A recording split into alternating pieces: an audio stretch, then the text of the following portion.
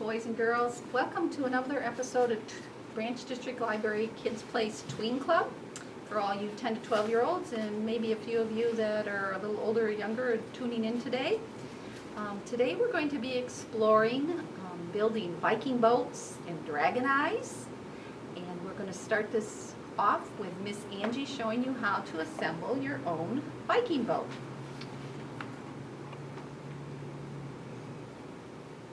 Guten Tag, say up. That means hello in Old Norse Viking language.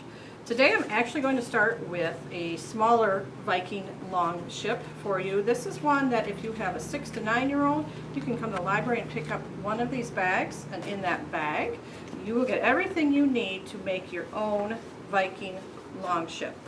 So you'll start with this piece of construction paper, and you'll need some scissors. And you're just going to need to cut that long boat out. Very easy to do. I've already cut one out just to move this along. You're also going to get 6 white circles, and that we'll get to in a few minutes, but that is to make your shields for your Vikings and to go on the side of your boat. So as you can see, I've already cut this one out, and you will notice, and this is in the directions, that there is a plus sign in the middle of the hull of the ship. So what I need to do, I'm going to use that as a guide, and I'm just going to go ahead and first I folded along this straight line, like so. Turn this over, and I just need to fold along this line so that this part is showing still. Then I'm going to open this back up. I'm going to use this line down the middle and fold my Viking long ship in half. And what you'll see is that the Viking ship lines up with the dragon's head at the front and the curls at the end. Now I have these 2 tabs. So I'm going to take these 2 tabs, and what's going to have to happen is they're going to go right up here into the inside of the boat, 2 sides, to close that off. So I've got this folded. You can use Elmer's glue. You can use regular glue. I even have some tape here if you don't have either of those and you have some tape. And I'm just going to put some tape on my tabs.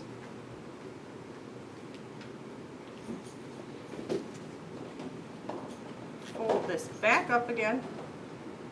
Pinch it between the sides of my boat.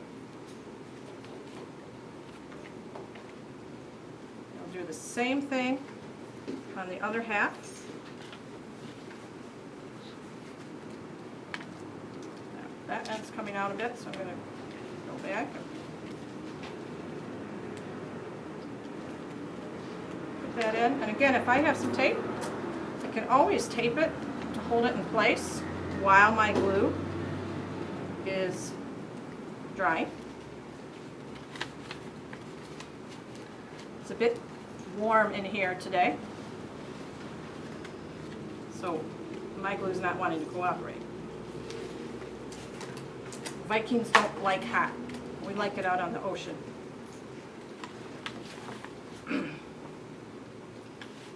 As you can see, my Viking ship is almost done.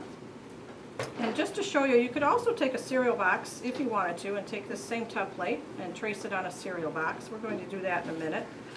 Or I can even do both. And just attach this on the outside. Now I have a very sturdy Viking ship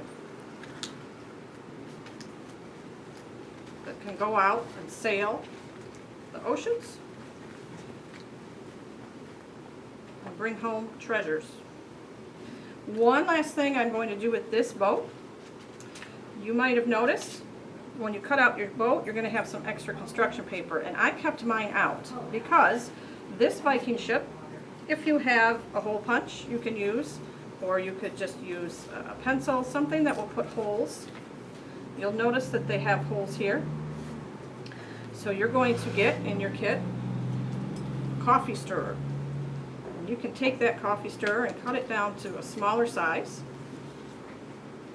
Take your leftover construction paper, cut out just a small square for yourself. Gonna make sure those are even, or at least try to.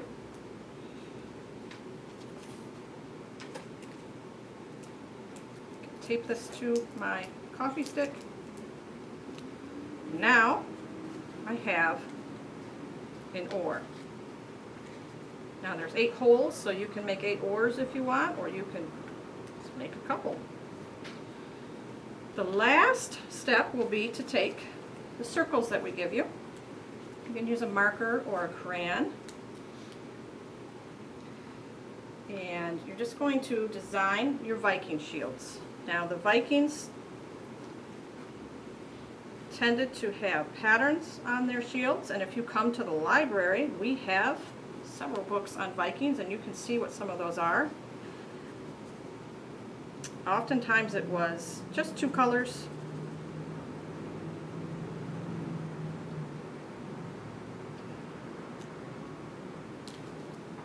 In a pattern.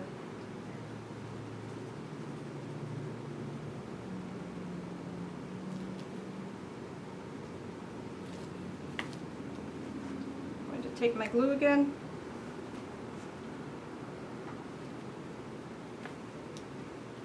And then I will put these on my Viking ship. These are my Viking shields in case other Vikings attack my boat, or maybe some Saracens from North Africa might attack my ship. So I need to be ready to protect my boat. Now that is the kit for the youngers, the 6 to 9 year olds.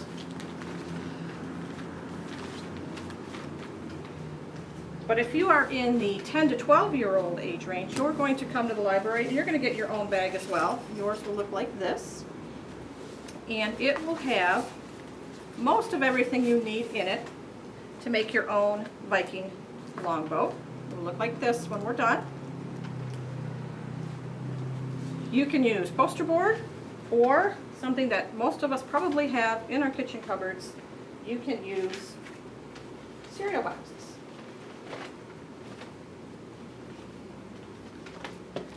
Now when you open up your bag, you're actually going to find 2 different sets of directions because there's 2 ways to make this longboat. You can make one that's much bigger, which is what this one is, which case you'll need a larger cereal box, like this one. Or you can get a slightly smaller box. This one is not quite as tall, but as you can see, I've had to take my scissors and I just cut along one side of my box.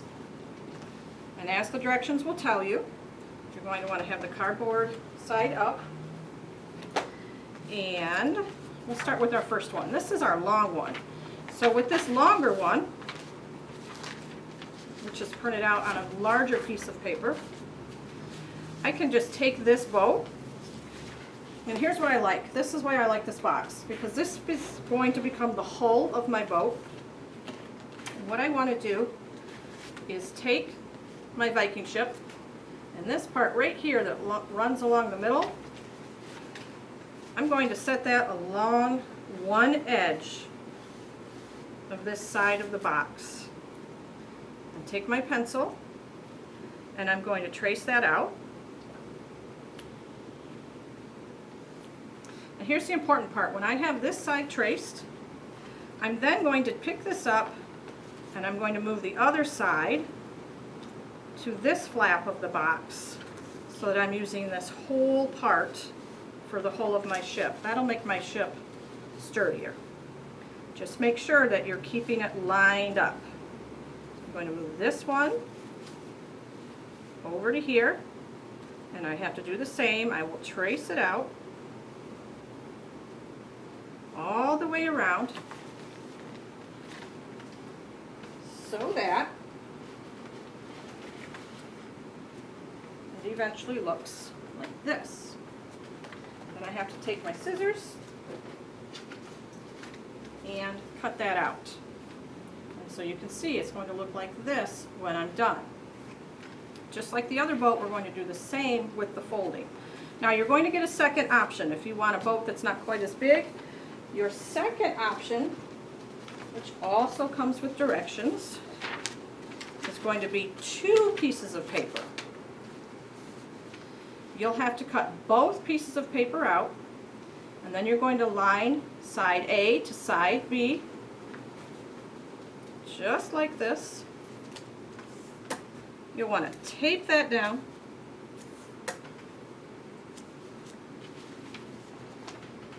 Like so. And then you're going to have to cut this out. So what you end up with is another Viking longboat. This one's not quite as long as the first one that I showed you.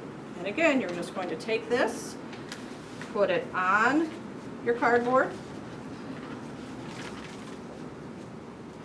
and just trace it out. This one, if you don't have a really large family-sized box and you have a smaller box, this is the one you'll want to use, because with taping it, you can make the boat smaller if you need to. It allows you to make it the size of the cardboard that you have to work with. So if it's going past this line here, well, you can just make it smaller. And of course, you can always make more than one Viking ship and send them all off on an expedition to bring home treasures. So you'll get a set of directions that will show you all of this. But I'm going to go ahead and show you just like I did with the last one. I've traced it, I've cut it out, I am ready to make my ship. So just like before, I have to find that middle part, and I have to fold it down the middle here.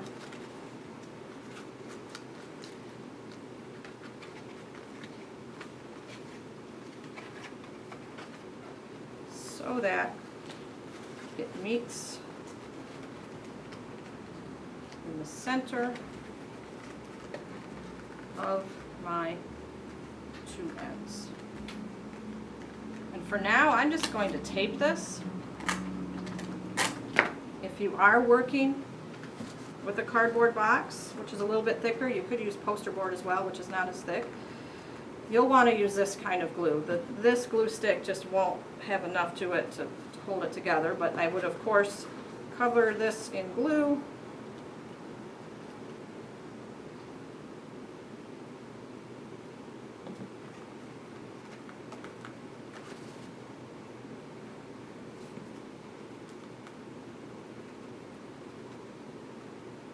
And I have some removable tape, so I'm going to put some removable tape on this just to hold it together while that glue is drying. And of course I would have to do the same on this side.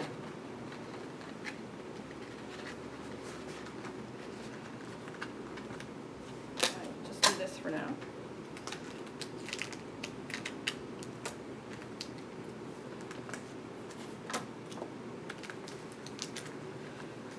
So that I have the start to my Viking ship, but we want it to look like this.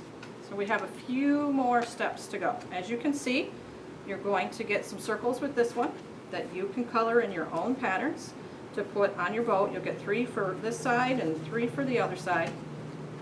But this one also has the traditional Viking sail, which was red and white. So you will also get in your kit everything you need to make that kit. You're going to get a piece of paper like this. You will notice there's a tab here and a tab here. It's important that when you cut out your sail to trace, that you not cut off those tabs. You have to keep those tabs on there. So I've already cut this out. Then I have to trace it onto my white paper, like so. I have to cut that out.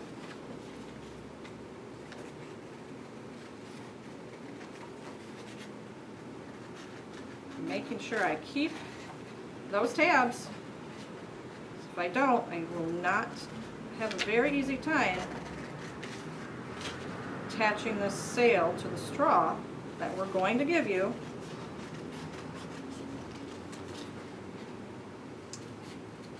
to add your sail to the boat.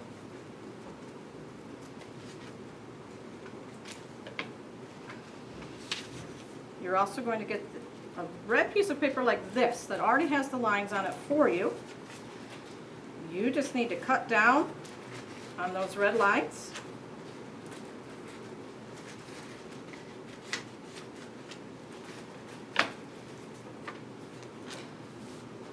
And then because librarians like to give kids things that make them think in the summertime, you may have to do a little bit of math. You might have to get out a ruler, figure out where your halfway point is so that you can center your stripe right down the middle. So this is about 4.5 inches across, so my halfway point is going to be 2 1/4. And I just need to then take my first strip and I'm going to center it on my white strip, just like that. I'll glue those down. We want these to be equally distanced apart. So if this is that wide, I'm going to go like this, and then I know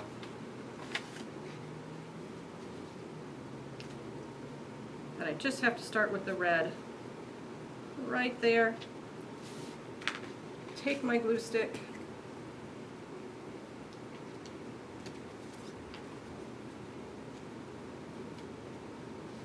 and glue that down.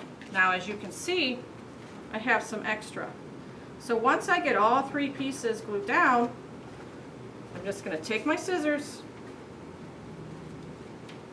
and cut off anything that goes past my edge. My Viking friends are calling. Curtis is going to answer that for me. When it's done, it will look like this. I still have my 2 tabs, and now I'm going to work on attaching it. So the other thing you'll notice on your paper is you're going to get a rectangle, and it says fold, fold, fold, fold. So I'm going to take some of the extra from when I cut out my Viking ship, and I'll have a rectangle like this. And this is where you're going to need a good ruler again, because I need to put these fold marks in. So I'm going to take my template that I cut out, I'm going to put it right over the cardboard I cut out. I'm going to take this straight-edged ruler, I don't know what other edge it would have other than straight, and I'm going to use it to just fold it so I get nice creases. And I have to do that in 4 places. And the reason for that is I'm going to fold this down so that I end up with a tab. And this part right here, I'm going to put my glue on those 2 bottom flaps so that I can glue it down into my boat. I'm probably going to have to hold it there for a few minutes till it dries and stays attached. But it will look like that on the bottom. You'll also notice I had to use my hole punch to put a hole in the center.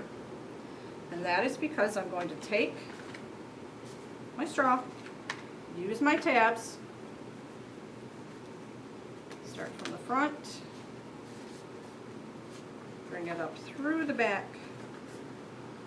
and now I have a sail. And if this is taller than I wanted, I can always take my scissors, cut that off, throw it at your little brother maybe, I don't know. That's what we do at my house anyway. Put that down into my hole, which I might have to make slightly bigger, if I can. There we go.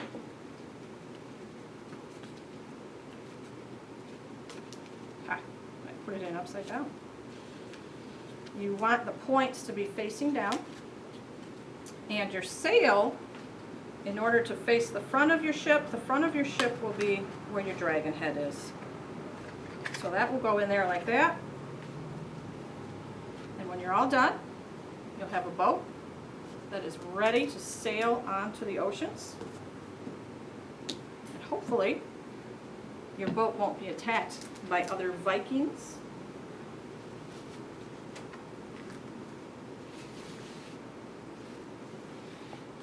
And you'll be ready to go. You can make as many of these as you want. Just depends on how many boxes of cereal Mom will let you eat. So for today, Miss Angie says farewell, which means farewell, and I wish you good luck as you sail the oceans with your Viking ships. Well, as you know, Miss Angie showed us how to build a Viking longboat. And one of the things you may have not picked up on that longboat was the prow of the boat, which is what points out into the waves, and at the end there was a head carved on that. And Vikings often carved the head of dragons. And why a dragon? Well, dragons are a sign of power. And let's face it, if you saw a dragon coming at you, you would run for your life. And that's exactly the effect that the Vikings wanted, is that the people of the lands that they were invading, when they saw those boats, they wanted them to run because they were what we call marauders. And unlike Smaug in The Hobbit or Viseron in the Game of Thrones, the Viking dragons were very scary. They are nothing you'd want to find under your bed at night. And while we don't have the time to make a complete dragon, I'm going to take time to show you today how to make a dragon eye. And we have kits available that you'll get all the materials I'm using today to make your own dragon eye.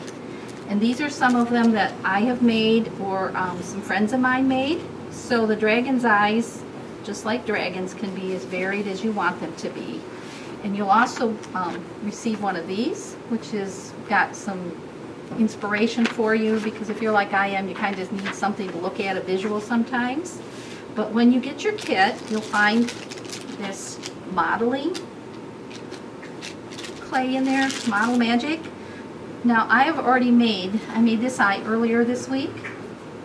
So I've already used maybe half of it already, and I still have this much left. So what you can do, because you're not going to even need all that I have left to make the eye, is you start by flattening it out, and that's where I kind of look at the eye. You're also going to need in that kit, there'll be a knife. You need this knife, toothpicks, and a straw. And as we go along, you're going to understand why we have these various things. But like I said, begin by making your eye shape, your general shape. And it doesn't have to be perfect, because as we go along, you're going to be pushing and squishing and all that other fun stuff. And to get the pupil of the eye, that's what I begin with. Is then I normally take, and you don't have to use these glass marbles in your dragon eye. Some of these others don't have them. But for me, I kind of think they give an added dimension of scariness. So what I usually do is I take the glass eye, place it about where I want that pupil to be, and make like an indentation. I don't know how well you'll see this, but it'll look like that. Along that line, and just squeeze it down. And then while I'm doing that, I also begin to using this knife has a nice serrated edge on it, and I will often cut some of the, see, so I'm getting more of an angle on it, or the pupil look. And I will tell you, the thicker your clay is, the longer it's going to take to dry. I made this on Monday, and it's been sitting out in the air since then, and it's still a little soft, but not too bad. But if I made it super thick like this is right now, which is about 1 inch, it would take even longer to dry. So that would be my suggestion, is just try and make it as thin as you can. And if as you push it, you lose that pupil, just go ahead and put it back in there again. And then my next step, after I get that pupil in there, is I take my handy dandy toothpick and I draw like the iris portion of the eye, which is like this dark line down the middle. And I will put that using my toothpick.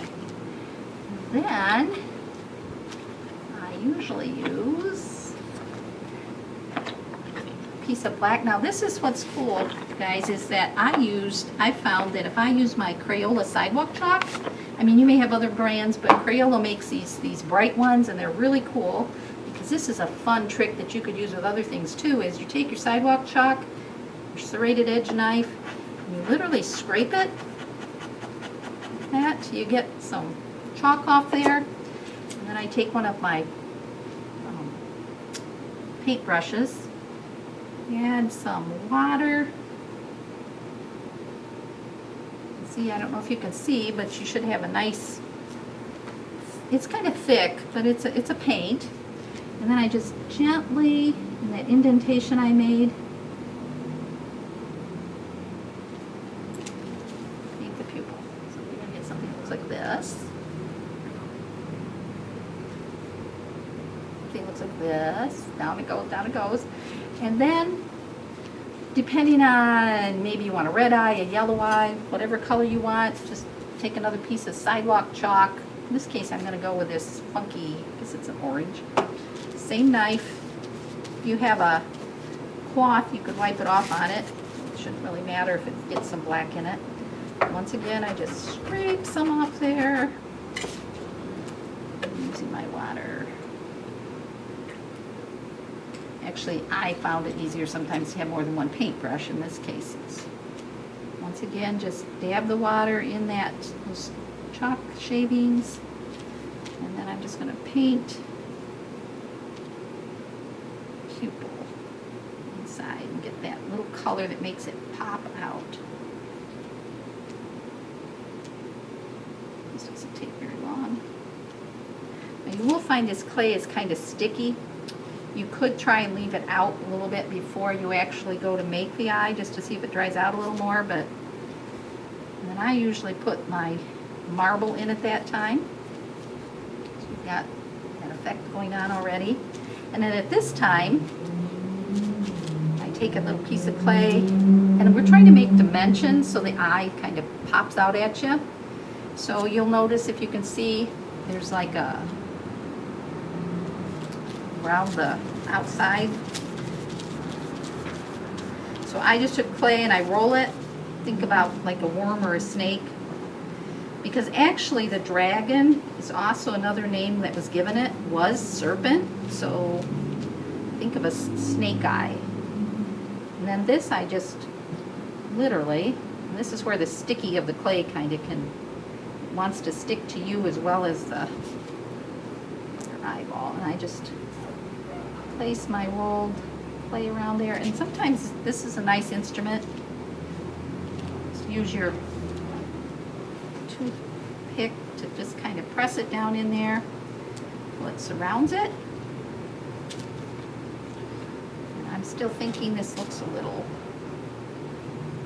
I'm going to cut off a little more of this. All right, so now I'm going to press down around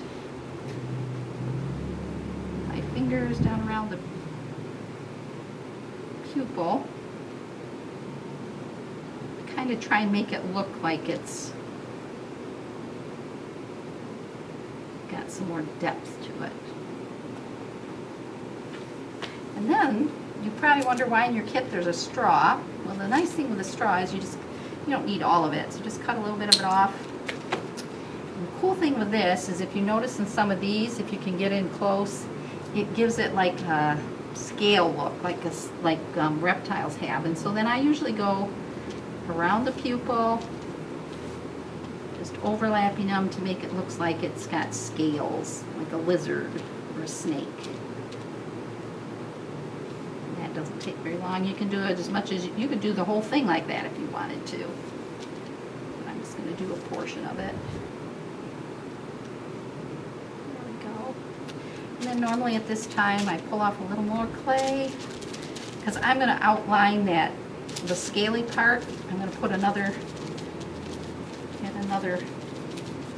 layer of dimension to it. And And like I said, it sticks to everything. See, it just literally rolled back on itself, so let's try it again. One of my grandchildren, when they made theirs, they let it sit overnight. They didn't like it the next morning, and they literally just took it apart and redid it, because it will still be soft even after, if you leave it out for 24 hours, it tends to still be soft enough you can redo it. Once again, I'm just going to kind of outline it.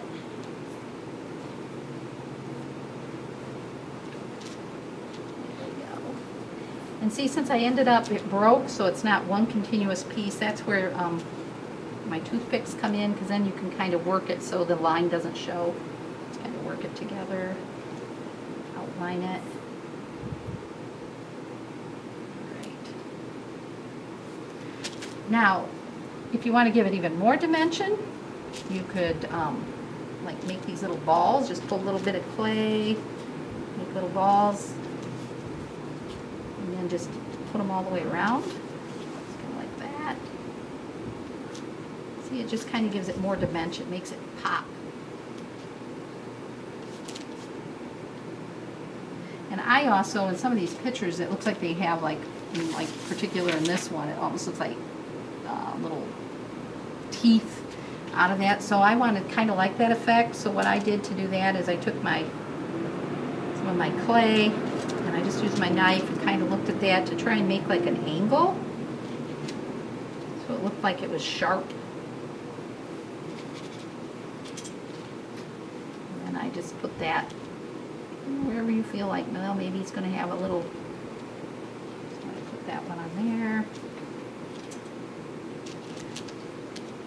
Remember, this is your dragon. You can do whatever you want with it.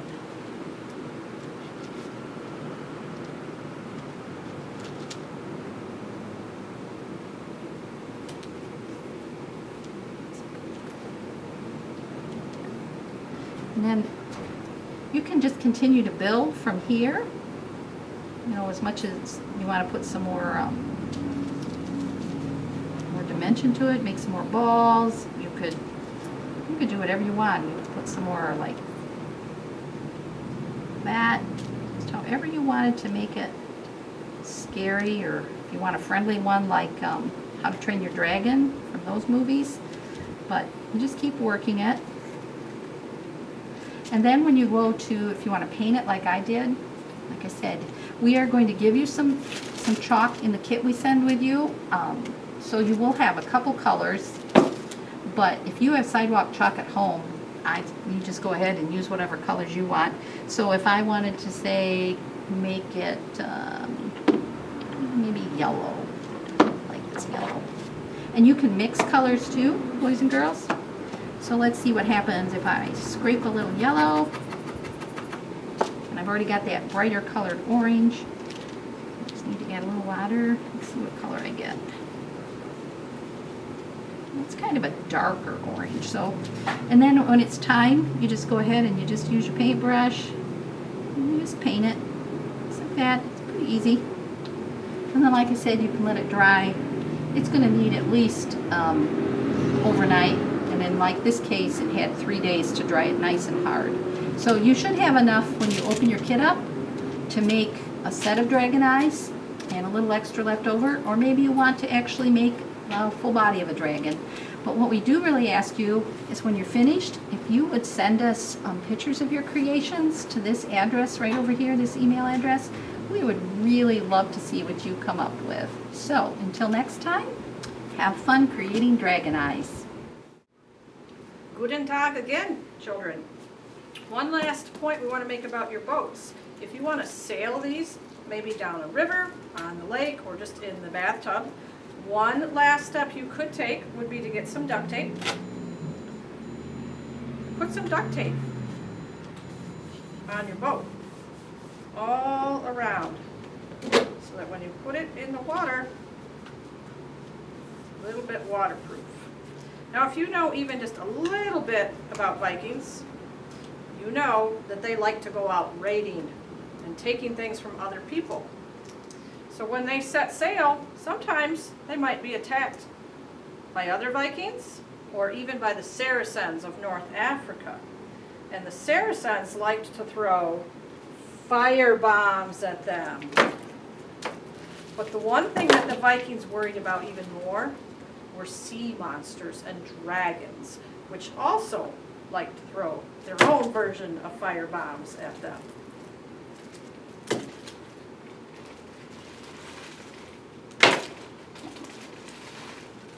And eventually, oh no, you sank my ship, Mr. Dragon. Farvel, make sure you send us pictures if Mom or Dad or Grandma and Grandpa say so of your dragon eyes or your Viking longboats. Have a good day. Just gonna throw. Miss Angie and I and Sven would like you to know that also in your kits, besides the materials for the boats and the dragon's eye, we're going to actually give you some of these lovely little atomic bombs. So give a call, pick up your kits beginning July 13th. All right, Miss Angie? Yeah. Yeah. Yes. Yeah, should we practice what they I could also do think with them? we should practice what they should do with them, yes. All right, here we go.